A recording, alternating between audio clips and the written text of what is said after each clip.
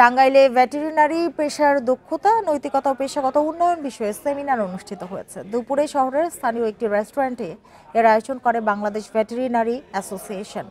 অনুষ্ঠানে মূল প্রবন্ধ উপস্থাপন করেন বাংলাদেশ ভেটেরিনারি কাউন্সিলের রেজিস্ট্রার ডাক্তার গোপাল চন্দ্র বিশ্বাস। পরে ভেটেরিনারি পেশার দক্ষতা, আইনগত দিক ও নৈতিক মান বজায় রাখার উপর হয় উন্মুক্ত আলোচনা।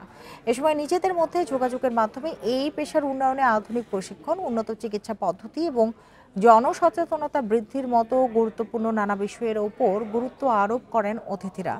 সেমিনারে উপস্থিত ছিলেন উপজেলা প্রাণী সম্পদ কর্মকর্তা সহ বেসরকারি বিভিন্ন প্রতিষ্ঠানে কর্মরত প্রাণী সম্পদ বিশেষজ্ঞরা।